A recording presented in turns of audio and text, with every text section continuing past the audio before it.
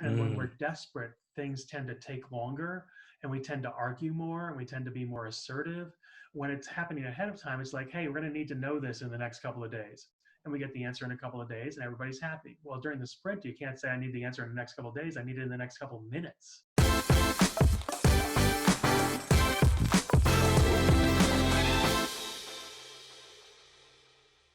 Welcome, everybody, to another episode of Real Agile or BS. I'm your host, Peter Saddington, with my colleague at Agile Bob from Agile for All, and we are here to answer your frequently asked questions. And today we're going to take on a new one. It's, should development teams help with refining the backlog? Is it Real Agile or BS? Let me quickly define it in simple terms. Backlog refinement, what is it all about? Well, you guys, many of our viewers out there know that Agile teams use a backlog, and this backlog is essentially all of the work necessary to complete the project or the program. And so one of the things that we want to make sure that we do is we constantly and continuously break down those user stories, i.e. requirements, into smaller chunks where we can have conversations, we can have confirmation of what those ideas are, and they can be deliverable in small chunks within a period of an iteration. Now, and many of you guys know that a product owner, one of their primary responsibilities is to constantly refine that backlog and break stories down so they can have those effective conversations with development teams. In many ways, some teams have refinement meetings or backlog grooming meetings where they meet with the development team to help break those stories down as well. And so we're going to dig into this a little bit. Should development teams help with breaking down the backlog in backlog refinement? Is it Real Agile or BS? Let's let Agile Bob take the first crack at it. Well, Peter, I think that many teams are led astray when they see that the product owner is responsible for the backlog and they think they're responsible for everything about the backlog. And that leads them to the situation where the product owner is the only one ever touching the backlog. And I think that the Scrum Guide makes it very clear that development teams should spend at most 10% of their time helping with backlog refinement. And that's an at most, not a at least. But it also doesn't say they should spend zero time doing it. I look at backlog refinement as something the development team does in this sprint to help their next couple of sprints be really successful. So it's an investment and not overhead. And many teams look at it just as overhead. So from a pure question of, is it Real Agile or BS? It's definitely Real Agile. It's in the Scrum Guide itself. But the thing that really puts it over the top for me is when I see teams that when they don't get involved in it, what happens? What happens is they end up with stories that end up to be fairly large, and the product owner doesn't know how to break along value boundaries. They know how to break along technical boundaries. And so we end up with stories that are component-based versus feature-based, which is something that we kind of had it with our component versus feature team episode a while back. And as a result, they don't end up with a valuable story. They have a database story and a user interface story and a backend story, and they then have to integrate all of that, and it makes a big mess. Whereas a development team can take a slice of a story and say, okay, this piece of this will have some value, this piece of this will have some value, this piece of this will have some value, and we're still constantly building value out of those smaller stories. So I think that's really where the development team comes in. And also, as our colleague Richard Lawrence has said in the past, it's one of those things where you would never ask the development team to do their job without being able to ask the product owner for help. Well, just like the product owner can't do their job without asking the development team for help. And so it's a two-way street here.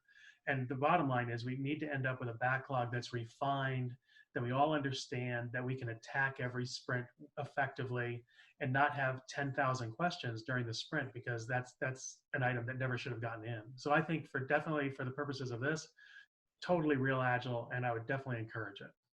Absolutely. So I have a couple questions for you that I'm channeling the questions that I get from many students.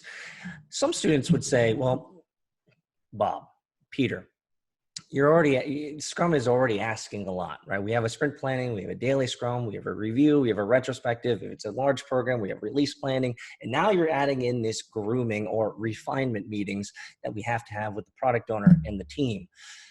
How often should we do this? Should we do it every day? Should we do it once a week, twice a week? What would be your answer, Bob?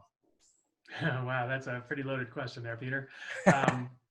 So the Scrum Guide says it's a continuous activity, whatever that means, or at least it used to say continuous activity. I look at it as I want the team somehow to invest per person an hour or two per sprint to do backlog refinement. And my goal is for them to then save an hour or two in sprint planning, as well as a few hours during the sprint with questions that they would have had to ask later and really been in a rush to get the answers for. So I don't really tell people to do it as a meeting or an event. In fact, I try to discourage away from that in many cases. Let's put it in a place that's easily accessible. Let's put those stories somewhere where we can collaborate in near real time, maybe a wiki page of some sort or something where we can have some sort of rich media format that we can use. But let's work on it asynchronously as much as we can, so we don't all have to stop at the same time, go do this other activity, and then get back to what we were doing. I might Mm, stop at 4 o'clock in the afternoon and do some backlog refinement because I don't want to start something before the end of the day. You might, in the middle of the day, say, hey, I'm done with this item. Before I start the next one, we're getting close to the end of the sprint. Maybe I should do some backlog refinement, see what's out there. But we can all do it at separate times, make comments on those pages, and still see it all happening. Teams that are mature can do this a little bit better than teams that are new to it. So when you're new, you might need to have another meeting or event, but it's not a necessary evil. absolutely. I think in a lot of ways, what you're espousing here assumes a level of discipline that the development team and individual members of the development team would have to pull the next pieces of user stories or the next pieces of work and to break them down, to add questions, to add context, these types of things. I always like to tell my students that one of the biggest issues hasn't changed in decades, in over 100 years when it comes to business and development, and that business people come from a business context and want to understand the value, whereas the technical and development team is coming from the technical standpoint, and we need to match those together. We need to have a shared understanding between the business and the development team from a value proposition standpoint, as well as a technical slicing standpoint. And that's why it's so important when it comes to Agile that business people and developers work almost ideally daily throughout the project, so that there is an established shared understanding between what they're actually going to be working on. And so I believe that this is completely real Agile, whether you have a ceremony for it, whether it's once a week or twice a week, or if you're a mature Agile team and you do it asynchronously and it's a pull mechanism. Regardless, it's super important. One thing that I want to let everyone out there, our viewers, know that, at least in my opinion, in the experiences that I've had, is that there's a very simple function here. The more that you refine the backlog with a product owner and a development team, the smoother sprints go, number one. And number two, sprint planning goes even smoother. And some people will say, well, how does that work? Well, it's pretty simple. As I've witnessed it, we've already had contextual awareness of these next backlog items for the next sprint. We've already talked about them. In many cases, we've already sufficiently broken them down. And so it's not a surprise at the next sprint plan, which I'm sure some of our listeners might be like, oh man, I've experienced that, where the first time at a sprint planning, it's the first time the development team has actually seen the work. And then it's all questions. It's like, I don't understand what that is. Help me understand, how do you break that down? What's the value proposition? And so what you have in sprint planning is a lot of conversation that could have been knocked out before that sprint planning for that sprint. And so I always like to say that a little bit, and maybe I'll use a little bit of waterfall vernacular here, a little bit of pre-planning in terms of refinement of the backlog is very helpful for ensuring that your next sprint, as well as your sprint plan, goes exceedingly well. And so, is backlog refinement real Agile or BS? I agree with you, Bob. It is completely real Agile. The question is, for our viewers out there, how consistent are you going to be doing it? Or are you going to be creating ceremonies? Or is it going to be an asynchronous activity? I'll leave you with the last word here, Bob. I think it's important for teams to realize that it really will save you time in the long run. It's not a meeting that you do where you end up with, I spend 4 hours now or I spend 4 hours later. If you spend an hour or two every sprint now, you'll save a lot more time later, because imagine the scenario, and I ask teams all the time, how much faster would your sprint planning go if everybody walked into that meeting or ceremony or event already understanding all of the items at the top of our backlog? And the answer usually is it would save hours. Mm. How much faster would your sprint go if you already understood all those items and didn't have as many questions for the product owner? Well, I'd save many hours. The difference is that when we do this ahead of time, we don't have the pressure on us that we have when we're in the sprint, within sprint planning or within the sprint itself. And so it's not as desperate, I guess. And when Mm. we're desperate, things tend to take longer and we tend to argue more and we tend to be more assertive. when it's happening ahead of time, it's like, hey, we're going to need to know this in the next couple of days.